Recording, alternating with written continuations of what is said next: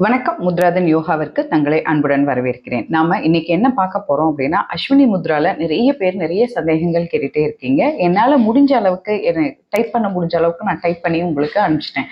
ஆனா சில சந்தேகங்களுக்கு நான் அதிகப்படியான விளக்கம் கொடுக்க வேண்டி இருக்கிற காரணத்தின் காரணமா இந்த வீடியோ நம்ம போடுறோம். இதுல நிறைய கேள்விகள் பார்க்க போறோம். இது ரிப்பீட்டடா நிறைய பேர்த்தால கேட்கப்பட்ட கேள்விகள் அப்படிங்கிறதுனால நான் அவங்களோட பேர் சொல்லாம கேள்வியை மட்டும் சொல்லிட்டு உங்களுக்கு நான் சொல்றேன். ஏன்னா யாராவது ஒருத்தர் பேர் விட்டா வருத்தப்படாதீங்க. முதல் கேள்வி எனக்கு பைல்ஸ் இருக்கு, நான் இந்த அஸ்வினி முத்ரா பண்ணலாமா அப்படின்னு சொல்லி கேட்டீங்க அப்படின்னு சொன்னா நீங்க பண்ணலாம். ஆனா அந்த பைல்ஸ் இதுல இருந்து ரத்த மூலம் அப்படின்னு சொல்ற ப்ளீடிங் இருக்கிற பைல்ஸ் இருக்கிறவங்க மட்டும் இதை பண்றதை அவாய்ட் பண்ணணும். அதே மாதிரி உங்களுக்கு சில நேரங்கள்ல நீங்க மலம் கழித்தவுடன் பயங்கரமா அந்த இடத்துல ஒரு வலி இருக்கும். அந்த நேரத்திலையும் இதை செய்யறத நீங்க தவிர்த்துறது மிக நல்லது. ரெண்டாவது கேள்வி பிபி பேஷண்ட்ஸ் நான் இதை செய்யலாமா அப்படின்னு சொல்லி கேட்குறீங்க. இதை ஹை பிபி பேஷண்ட்ஸ் ஒரு நாளைக்கு 9 முறை மட்டும் அதிகபட்சமாக இதை செய்யுங்க. லோ பிபி இருக்கிறவங்க இதை ஒரு யோகா குருவின் முன்னாடி இல்லை ஒரு யோகா டீச்சர் முன்னாடி செய்யுங்க. ஏன்னா அப்போதான் உங்களுக்கு இது ஏதாவது டிஸ்கம்ஃபர்ட்னஸ் கொடுத்துச்சு அப்படின்னா வேற முத்ரா கொடுத்து இமீடியட்டாக அதை சரி பண்ணுறதுக்கு அவங்களுக்கு தெரியணும். நீங்களாம் இதை பார்த்து பயிற்சி செய்யாதீங்க. இல்லை எனக்கு யோகா டீச்சர்ட்டெல்லாம் போக வேண்டாம் அப்படின்னு நினச்சிங்கன்னா ஒரு நாளைக்கு ஒரு 3 தடவை மட்டும் நீங்கள் செஞ்சு பாருங்கள். இதை உங்களுக்கு அது உடம்புக்கு செட் ஆச்சுன்னா நீங்கள் இதை தொடர்ந்து செய்யலாம். அதுக்கப்புறம் எவ்வளவு நேரம் இந்த முத்ராவை செய்யலாம், எத்தனை முறை இந்த முத்ராவை செய்யலாம் அப்படிங்கிறது அடுத்த கேள்வி. இந்த அஸ்வினி முத்ரான்னு சொல்லப்படுற இந்த முத்ரையை நீங்க ஒரு நாளைக்கு அதாவது 20 செகண்டுக்கு மேல உங்களால ஹோல்டு பண்ண முடியும் அப்படின்னு முடிஞ்சதுன்னா நீங்க ஒரு நாளைக்கு அதிகபட்சம் 9 முறை பண்ணாலே போதும். அதிகபட்சமே நான் சொல்றேன் உங்களுக்கு. இப்போ 30 செகண்ட்ஸ்லாம் ஹோல்ட் பண்றீங்கன்னா ஒரு நாளைக்கு 6 முறை நீங்க இதை பண்ணினா போதும். இல்லை என்னால் ரொம்ப நேரம் ஒரு 4 செகண்ட் கூட ஹோல்ட் பண்ண முடியல அப்படிங்கிறவங்க தொடக்க காலங்களில் 21 முறை பயிற்சி பண்ணுங்க. இதையும் ஒரே தடவையில செய்யணும்னு இல்லை. உங்க வயிறு எம்டியா இருக்கணும் அப்படிங்கிறதான் இதுல கான்செப்ட். நீங்க உங்களுக்கு எப்பெல்லாம் வயிறு எம்டியா இருக்கோ நீங்க அப்பெல்லாம் ஒரு 3-4 தடவை இதை பயிற்சி பண்ணுங்க. 20 செகண்ட் தொடர்ந்து உங்களால இதை வச்சுக்க முடியும் அப்படிங்கும் பொழுது ஒரு நாளைக்கு அதிகபட்சம் 9 முறைக்கு மேல இதை பண்ணாதீங்க. அடுத்தது இப்ப ரீசெண்டா ஒருத்தவங்க கேட்டிருந்தாங்க, இதை செய்யறதுனால எனக்கு குண்டலினி சக்தி தலைவரையில எனக்கு தலைவலிக்குது அப்படின்னு சொல்லிட்டு. இது நம்ம லேமேன் தான், நமக்கு இவ்வளோ கடினமான பயிற்சிகள்லாம் நமக்கு தேவையே கிடையாதுங்க. 9 முறை நம்மளோட உடல் ஆரோக்கியத்திற்காக நம்ம இதை பண்ணும்போது இது நமக்கு போதும். நீங்க அளவுக்கு அதிகமா பயிற்சி பண்றீங்க அப்படின்னு நினைக்கிறேன். நீங்க உங்க பயிற்சியோட எண்ணிக்கையையும் அந்த எவ்வளோ நேரம் ஹோல்டு பண்ணி வைக்கிறீங்களோ அந்த கவுண்ட்டையும் கொஞ்சம் கம்மி பண்ணி பொறுமையா கம்மியா பண்ணுங்க, நமக்கு அது போதும். அதுக்கப்புறம்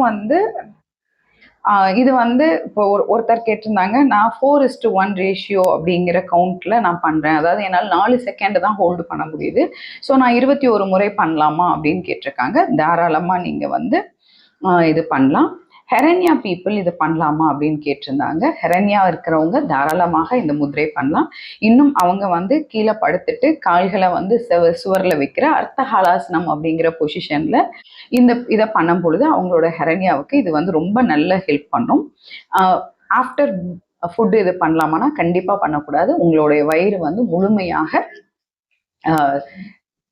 காலியா இருக்கணும். அடுத்தது இது பண்ணும் பொழுது நான் ஏதாவது பிரீத்திங் பண்ணலாமா அப்படின்னா நீங்க பிரீத்திங் பண்ணக்கூடாது. ஏன்னா உங்களோட நார்மல் பிரீத்ல தான் இந்த அஸ்வினி முத்ரா நம்ம பண்றோம்.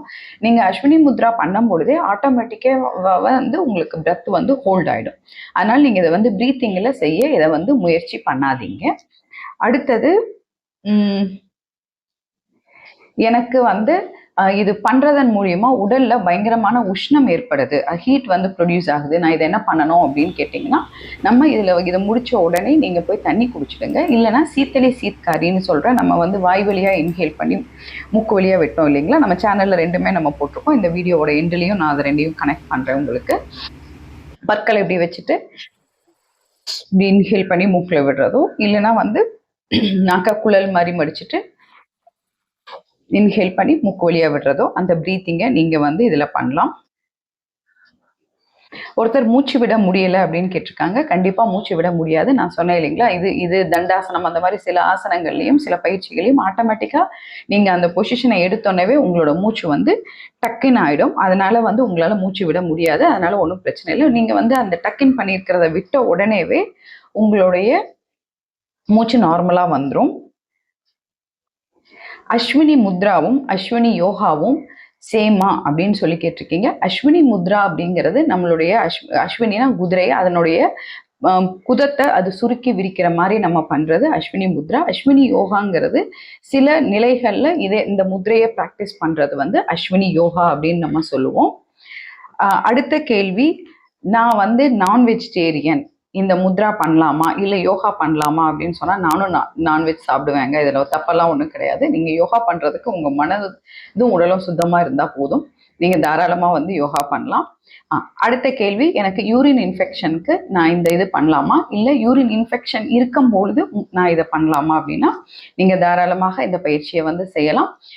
ஆனால் அந்த இடத்துல ஒரு மாதிரி கடுமையான வலி இருக்கும், ஒரு இரிட்டேஷன் இருக்கும். நீங்கள் அப்போ இதை செய்யறத தவிர்த்திடுங்க. காயக்கல்ப பயிற்சியும் அஸ்வினி முத்ராவும் ஒன்னா அப்படின்னு சிலர் கேட்டிருக்காங்க. காயக்கல்ப பயிற்சிங்கிறது அஸ்வினி முத்ரையோட சிறிது மேம்படுத்தப்பட்ட வடிவம். இது வேதாத்ரி மகரிஷி அவங்களோட இதுல இதை சிறப்பாக சொல்லி தருவாங்க. இது பீரியட்ஸ் அப்போ பண்ணலாமா அப்படின்னா, நிச்சயமாக பீரியட்ஸ் அப்போ நீங்க செய்யக்கூடாது. மேலும் ஏதாவது சந்தேகங்கள் இருக்குன்னா முத்ராதன் யோகாவிற்கு நீங்க கேளுங்க. நான் கண்டிப்பாக இந்த மாதிரி உங்களுக்கு நான் அதை சந்தேகத்தை நிவர்த்தி பண்ற வீடியோவாகவோ இல்லை சின்ன சின்ன இதாக நான் உங்களுக்கு அனுப்புறேன். தொடர்ந்து முத்ராதன் யோகாவுடன் இணைந்திருங்க. இது மாதிரி பல வீடியோக்கள் உங்களுக்கு வந்துட்டே இருக்கு. நன்றி, வணக்கம்.